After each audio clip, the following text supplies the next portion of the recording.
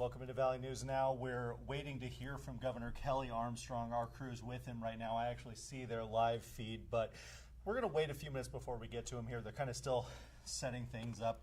We can go ahead and show you a live look of what we're dealing with right now, or what we're seeing right now. That's the back of Bobby Fallett, obviously not Governor Armstrong yet, but we're working on getting that going. We'll have that as soon as that's available there.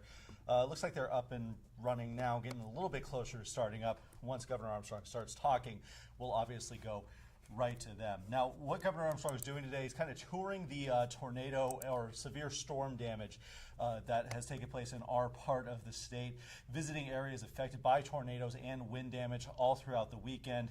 He's also meeting with local leaders and volunteers, helping with cleanup efforts in and around the communities of Enderlin, Page, and Hunter. This is Page right here. This is where he's at right now. Armstrong declared a statewide disaster Saturday, activated the state emergency operations plan after multiple tornadoes, some strong winds, and hail caused damage across the state on Friday, of course, claiming the lives of, now we know, 4 people were victims of this storm. So it looks like Governor Armstrong is starting to talk, so we're going to go ahead and go to their live feed right now. Thank you for joining us for this Valley News Now hit.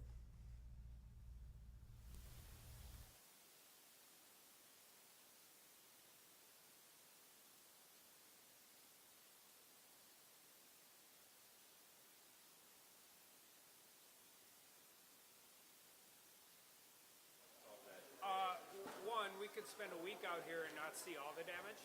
I mean, this is truly, you can ask the weather guys, but 13 tornadoes basically running Jamestown to Bemidji and forming over New Salem. So what's my takeaway? I mean, my first takeaway is how amazing people in North Dakota are and how much is already, I mean, we got a long way to go to get out of this, and there's a long road ahead from ag to small businesses to, I mean, from everything from water to electricity to all of that. But I mean, my biggest takeaway is how quickly North Dakotans get out and help their neighbors. Hey, Governor, can you guys take a couple steps forward for us? Sure. Thank you. Yeah, I know I brought it up. He brought it up too. It just kind of reiterated because I didn't have the best mic. So a lot of people are asking about federal, state funding. How's that all going to work? Yeah, I mean, how it's going to work is, I mean, we're going to talk to these guys on the ground. We've had talks this morning about the community side, the agriculture side, the storage side, drying side, pivots. We're continuing to gather as much information as possible and figure out how, from the state side, we can move forward assistance in a way that we can get it done as quickly as possible. And then from the federal side, we'll continue to evaluate the damage. We'll make a request. We'll see what happens with it. But we're not, I mean, this isn't unique. When you deal with these things, obviously the response starts from your volunteers and your first responders locally, which we have seen happen. I don't know how you could possibly imagine they'd do a better job. Then we come in with the National Guard, emergency services, figure out how we resource things, how we help people navigate some of these things, and then we figure out if there's programs we can develop that help these guys get their infrastructure back in place quicker. And at the same time, we'll request from the federal government and see if they repay us back for anything we do in the meantime. Governor, when we were out at some of the sites, we heard some people say it was going to take 5-10 years for some of them just to be able to reload some of those silos. Is there going to be enough, funding to be able to provide that for 5 to 10 years for those who might need that? Yeah, well, I mean, first of all, a lot of this stuff is insured. And a lot of this damage is on private property. And so, I mean, I think our immediate concern, which is great when we're talking to, I mean, people who are in charge of this, is figuring out what we're going to do with crop, when we get it off the ground, what's the supply chain capacity, what's the place in which the state can help. You know, if it takes somebody to get 18 months to get their insurance claim, that doesn't help us store grain in September. You know, so do we have the capacity to work something out? Yes, but we have to be thoughtful about delivering it in a way that they can actually use it. And so I think those are the conversations we'll start having Thursday at our industrial commission meeting. My staff's meeting with Commissioner Goring's staff today, trying to talk about some of this stuff and figure out what it looks like. Is that going to be one of the big? Is that one of the big takeaways from this, especially here in the Page area, as part of Cass County, about just how you're going to deal with this come the fall? Is that going to be? Yeah, I mean, if you look at this and you look at everything going on, these communities are all supported by agriculture. I mean, if you don't have a thriving farm community out in the Red River Valley, I mean, with the exception of Fargo, Hunter, Page, Enderlin, I mean, That's the lifeblood out here. So making sure that we have a way in which we can provide it. We're not going to make everybody whole by August 1st. That's not how a response to something like this happens. We have to help them survive. We have to get through the season. We have to figure out what it looks like. We have to make sure that they know that we have their back so they can go do what they do, which is start rebuilding.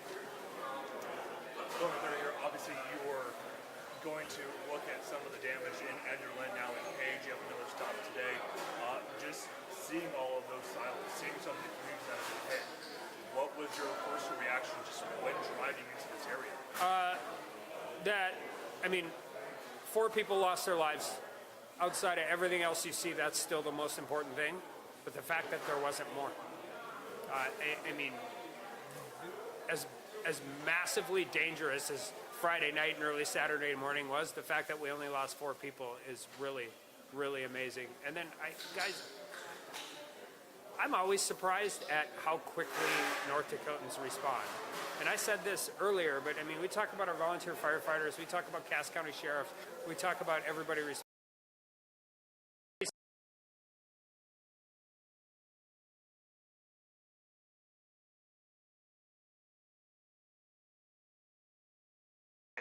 I don't know how many people who are volunteering here are also cleaning up their whole yard, their house, their farmstead, but they're still showing up here at 5 in the morning to make coffee, cook bacon, serve pizzas. For as bad as this is, it makes me pretty proud to be the governor. Governor, tell me a little bit about, have you heard from Hogan, Kramer, and Fedorchuk? Have you heard from the president at all? So I started, first of all, I started with my guys. I started with Darren, I started with Mitch, and then tried to circle through that. Then I started with the locals, calling the mayor, the fire chief, and then Sunday I reached out to Hogan, Kramer, and Fedorchuk, and just kind of, we don't know, right? But laid out the line. Talked to Brooke Rollins on Monday about it, because a lot of this is going to be farm assistance. Talked to a bunch of other governors on how they deal with this stuff. So we've definitely laid the foundation for we are going to be making an ask. We just don't know what it is yet. And it sounds like from what you can. Oh, we're going to go in order. Sorry. Thank you. Wait. So being the first year as governor, how does it feel to be in this areas and being able to communicate with these communities that are dealing with a natural disaster that took place, and how do you handle that? Well, I would way rather be in this hall eating pizza if we were raising money for the fire department. As a volunteer event, I would be great. My favorite day of governor has been when every county turned green and we got out of a fire hazard.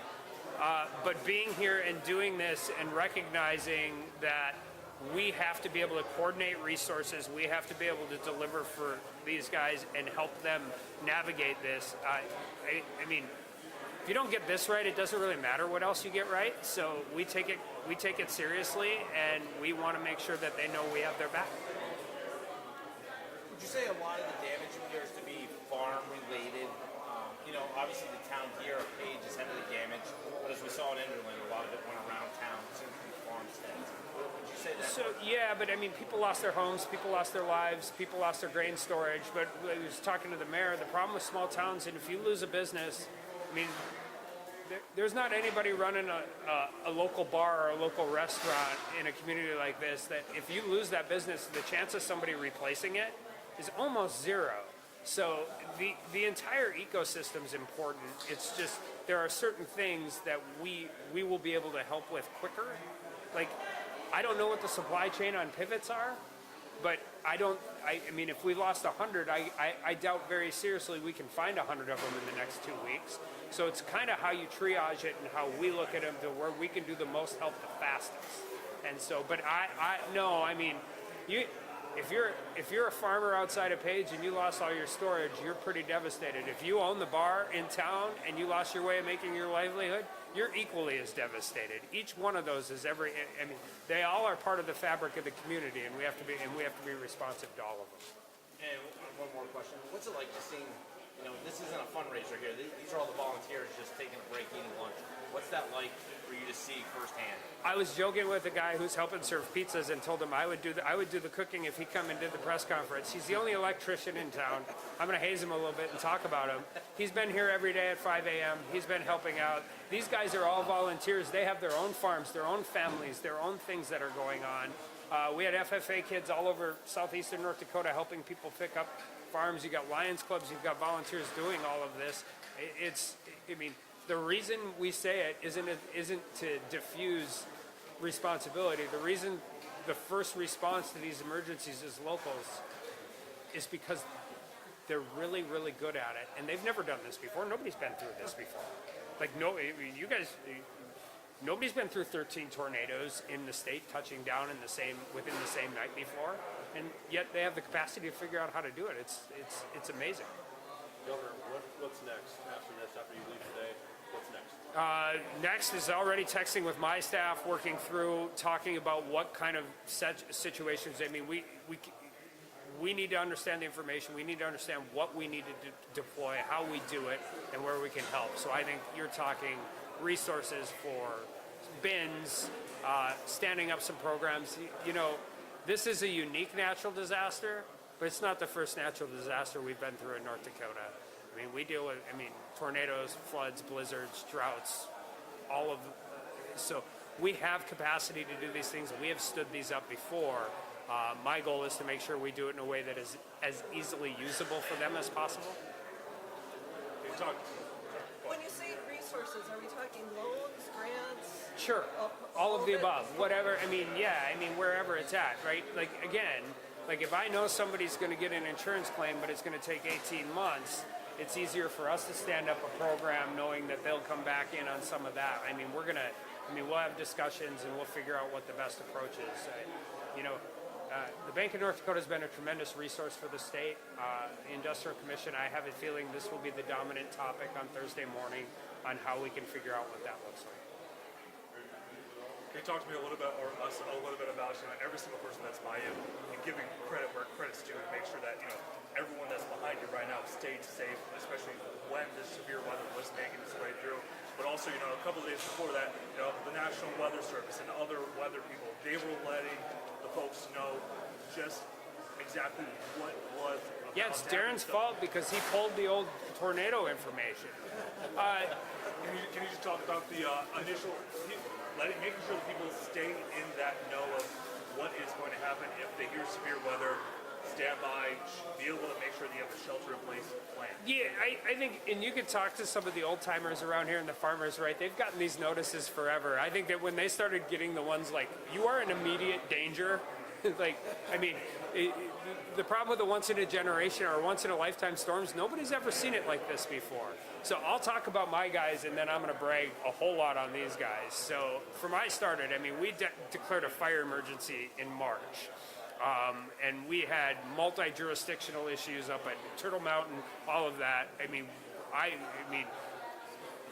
Our National Guard and we hit a record for most buckets dumped in a day. And dealing with that, Darren and these guys, we were talking last week before the storms ever hit, knowing that was going on, trying to make sure we're just some of the things like pre-staging resources and making sure available. There's all these emergency managers. Some of them have been there for 30 years. Some have been there for a week, right? So we're trying to coordinate all of those resources. And then, we got our state disaster declaration out by 1 o'clock on Saturday. And then I waited till the evening to call these guys because I knew how busy they were. And just the amount of capacity they had to just start working. I told somebody earlier, I got a call Saturday morning and they told me Paige was gone. And then listening to you guys when you were talking about coming into town, I wasn't here Saturday morning, but I have a pretty good idea that if I was, I'd be amazed it looks this good right now. And that's all on them. And General will tell you the same thing. We help, we try and coordinate locally sourced stuff, but this is all done in the first 3 or 4 days. This is all done at the local level, and it is unbelievable how great a job they've done. Daryl, I have a question for you. Could you step up to the mic? Sure. My question for you is, what's next for Paige? After the response from the governor today, tell me what's next. Well, really what's next for Paige is just kind of keep doing what we're doing. We got some more cleanup to do and hopefully working with the governor here, we can get a little more funding or get some funding and try to get back on our feet, I guess, would be the best way. We took a pretty good hit. We're all here.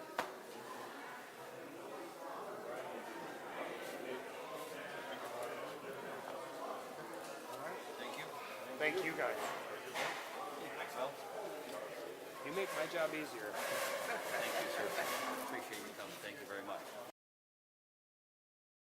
That was Governor Kelly Armstrong, let me turn that down, delivering remarks in Page, North Dakota, an area that was pretty heavily hit by the storms that we saw over the weekend. We actually have some video I wanted to show. Courtney Lockey did a story yesterday on just some of the cleanup efforts in Page, and this is what Governor Armstrong and the local officials were talking about as far as some of the damage that they have to clean up. Again, this is obviously a big agricultural area for us, just like a lot of areas that were hit by this tornado are the backbone of our state. And the cleanup efforts that they're undergoing there, no short task for sure. We're going to go ahead and try to catch up with Ethan Kramer. You guys heard him talking a little bit up there, just kind of to break down what Governor Armstrong had to say and get a little bit more detail on what he saw during Governor Armstrong's tour of the area. So we're going to check back in here in just a few minutes here. Feel free to stick around, or I'm going to send out notifications when we're back on. So we'll see you back here in a little bit, but for now, on the Valley News Now digital desk, I'm Devin Fry, Valley News Live.